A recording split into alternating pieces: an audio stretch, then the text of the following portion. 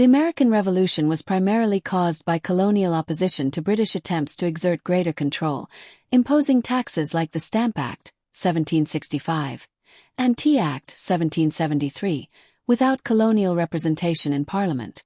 Following the 7 Years' War, Britain ended salutary neglect, sparking intense political, economic, and social tensions that escalated into war.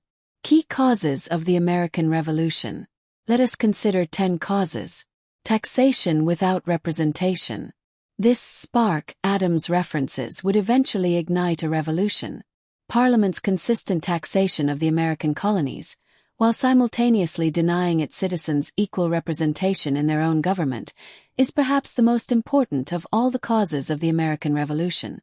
Many in the colonies felt that this taxation without representation was a denial of their most basic rights as British citizens. In an essay written just before the outbreak of the American Revolution, John Adams would write, "Human nature itself is evermore an advocate for liberty. There is also in human nature a resentment of injury, and indignation against wrong. These amiable passions are the latent spark." If the American colonists were expected to pay taxes as Englishmen, and to fight in the French and Indian War as Englishmen, then they believed that they deserved the same basic rights as Englishmen. This point was clearly supported by the Magna Carta of 1215, which stated that subjects of the Crown should not be compelled to contribute to any tax, tallage, aid, or other like charge not set by common consent in Parliament. Many felt that the denial of this consent was an infringement upon the colonists' natural rights. The many protests against this unjust taxation would require significant action and would become perhaps the most significant of the causes of the American Revolution. Resentment among the general population grew significantly with the passage of each tax and each example of parliamentary intrusion into daily life. Eventually, this taxation without representation would lead to major hostilities and a buildup of tension and resentment that would grow too far to recede. 2. The Boston Tea Party. The Boston Tea Party is considered by many to be one of the main causes of the Revolutionary War. It was a catalytic event that deepened the growing divide between Great Britain and her American colonies. The event itself was the culmination of a series of tense meetings and negotiations involving the Sons of Liberty, tea consignees, and the meetings of the body of the people that played out over multiple weeks. 4 years. A conflict had been building between Parliament and the American colonies regarding Parliament's authority over the colonies. The Tea Act of 1773 gave new life to the debate. Under the law, the East India Company could sell tea to America at a lower price than any competitors. The cheap tea would encourage people to buy it, and thus give legitimacy to the American tea duty of 3 pence per pound.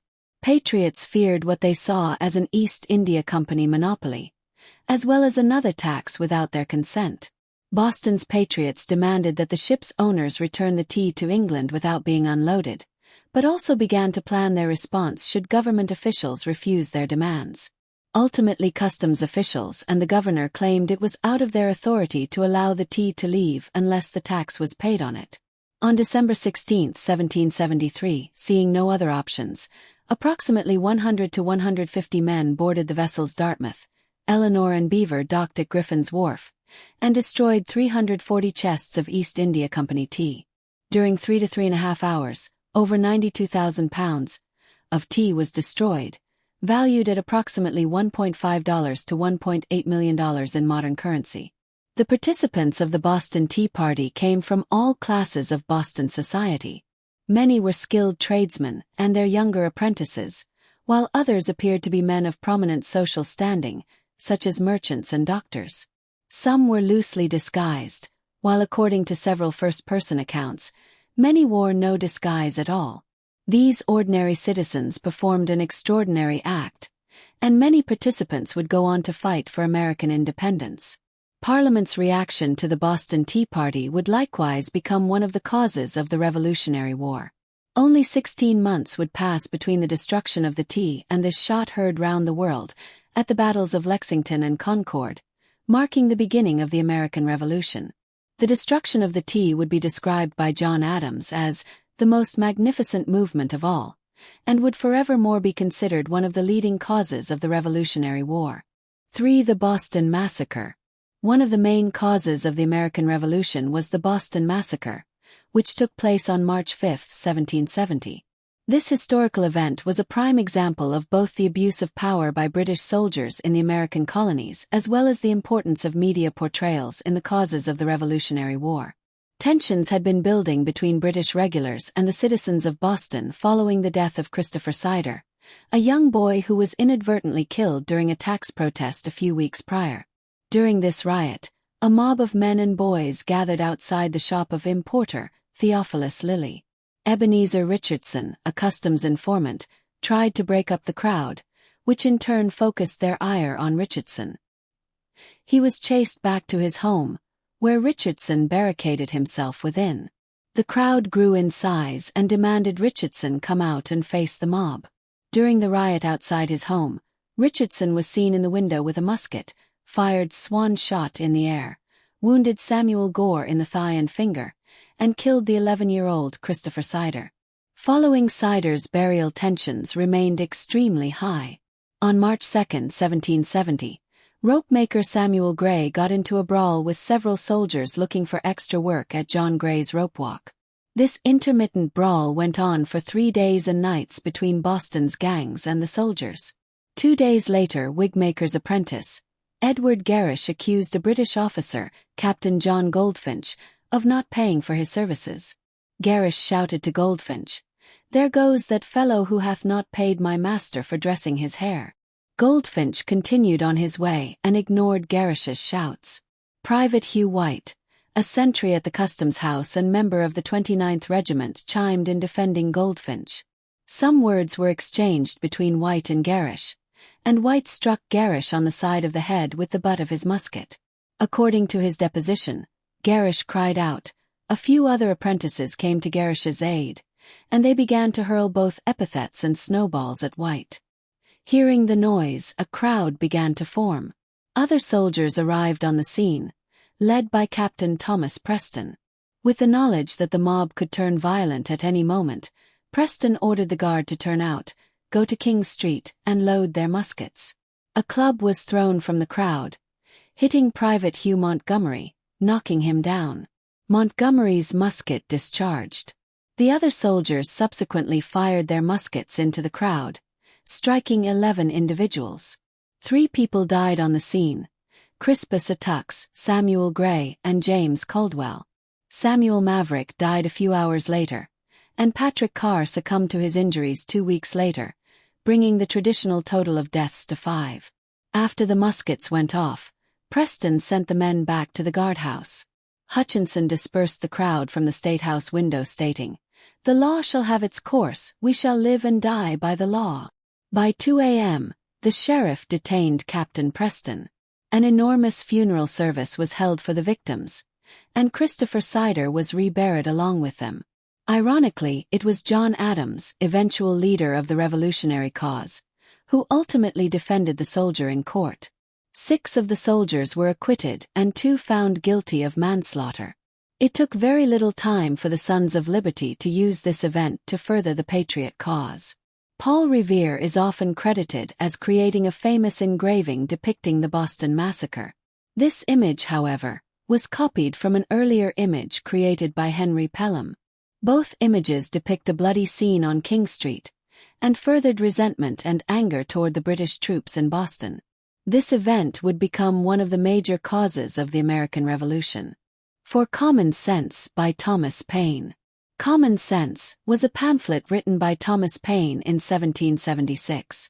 Similar to James Otis' impassioned speech years earlier, this impactful essay would eventually be considered one of the causes of the Revolutionary War.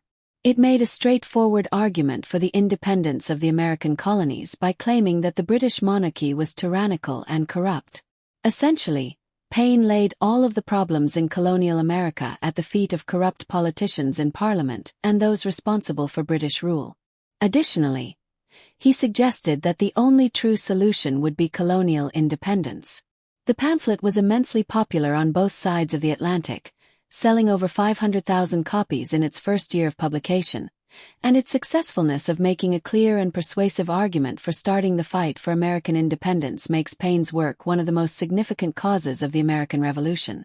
Before the English-born Paine published Common Sense, the accomplished writer was an early manager of one of the most successful colonial magazines, Pennsylvania Magazine. 5. An increased sense of American identity. In the initial years leading up to the American Revolution, the Sons of Liberty, and those arguing against Great Britain's treatment of the American colonies, petitioned for equal representation under English law.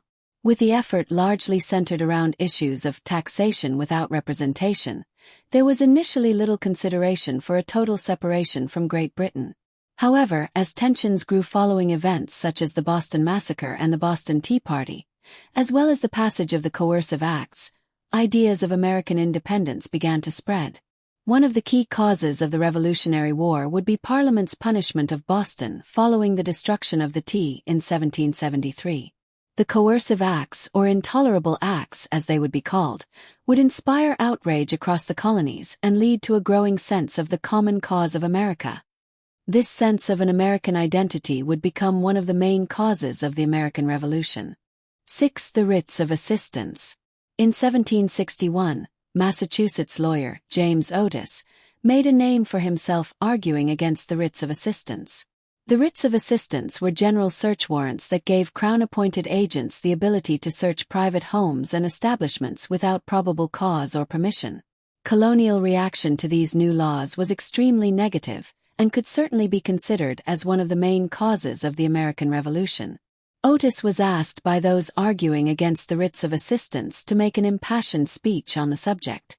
It is said that his speech was a galvanizing moment for resistance to British authority. Otis would call the writs of assistance the worst instrument of arbitrary power, the most destructive of English liberty and fundamental principles of law that ever was found in an English law book. John Adams would later remark that, then and there the child independence was born. With one powerful speech, James Otis lit a spark that would become one of the causes of the American Revolution. 7. The Navigation Acts. Unjust parliamentary taxation would ultimately become one of the main causes of the American Revolution. While much has been made of the importance of the Stamp Act, Townshend Acts, and Tea Act as central causes of the American Revolution, this unjust taxation has its roots as far back as the 17th century. The Navigation Acts of 1651 served as a way to restrict colonial trade to England, making the British monarchy the only lifeline for the American colonies, and ensured that Great Britain would benefit from the rich resources that the American colonies could provide. Specifically, the Navigation Acts declared that only English ships would be allowed to bring goods into England, and that any goods produced in the North American colonies, if exported, must be exported to Great Britain. These Navigation Acts would become one of the longer-standing economic causes of the American Revolution, and would create tensions between the British government and the Dutch, who the colonists began trading less with due to the strict regulations. Although legal trade still existed between the two, the import duties were considerably high. Goods such as sugar, tobacco, and molasses were given additional duties, driving many to begin smuggling these goods into the colonies. Smuggling prompted renewals of, and changes to, the Navigation Acts through the years, and the passage of new laws meant to inhibit smuggling in the American colonies. Years later, the Navigation Acts would also play a critical role in the timing of the Boston Tea Party, which is also considered to be one of the causes of the Revolutionary War. 8. An overextended British military. From 1754 to 1763, Great Britain was involved in the French and Indian War. This is the name given to the North American theater of the 7 Years' War, a massive global conflict that was fought across 3 continents. The conflict in North America would begin over competing land claims made by both the British and French empires. Many in the colonial military leadership would get their first experiences in combat during this conflict, including George Washington. The war in North America would last until the Treaty of Paris was signed in 1763. Marking the end of the conflict. Following the war, the British Treasury was left with a massive war debt. Although denied equal representation in Parliament, the American colonies were taxed in an attempt to offset this war debt. The unrest surrounding this taxation without representation would become one of the main causes of the American Revolution. 9. British Parliament and the Crown. The Parliament of Great Britain was seemingly unrelenting in the mid-18th century when it came to establishing unpopular policies in the years leading up to the American Revolution. For years, the American colonists had been taxed by Parliament without their consent. Perhaps the tensions between the American colonies and Great Britain could have been avoided, to some degree, had the American colonists received equal representation under English law. Nevertheless, this taxation without representation would lead to widespread unrest in the American colonies and would become one of the main causes of the American Revolution. The Stamp Act was the first direct tax levied upon the colonies, requiring a stamp to be placed on paper goods such as newspapers, legal documents, bills of sale, and diplomas. This was followed by the Declaratory Act, which ended the unofficial policy and salutary neglect, and reasserted Parliament's political dominance in the American colonies. The Townshend Acts and Tea Act would follow. 10. Geography and timing. The American Revolution took place during a time referred to as the Age of Enlightenment, a time where statesmen, thinkers, and artists began to think more critically about fundamental parts of society and discussed ways of seeking systemic change. The Kingdom of Great Britain ruled a wide and sprawling empire, often leaving its subjects a vast distance from the center. With an ocean between them, the distance between North America and Great Britain would initially lead to the idea of salutary neglect. Following the adoption of the Massachusetts Charter of 1691, the colonists were largely allowed to manage their own affairs. Under this unofficial policy, royal authorities seldom interfered with the daily governing of the British North American colonies. Though acts were passed that affected the British colonies as a whole, many regulations were not strictly enforced, and some were outright ignored. During the time of this unofficial policy, the British North American colonial legislatures were empowered to autonomously rule their provinces on behalf of the Crown. Once this policy was lifted, conflict eventually arose. This conflict would become one of the main causes of the American Revolution. American Revolution can be found in years of political intrigue, protest, and unrest. In the simplest of terms, the American Revolution was the result of long-standing disagreement over how Great Britain should govern the American colonies. Over the span of years, this tension would grow from a disagreement to all-out war. Thanks for watching. Like, subscribe, and tell me in the comments what you know about American Revolution.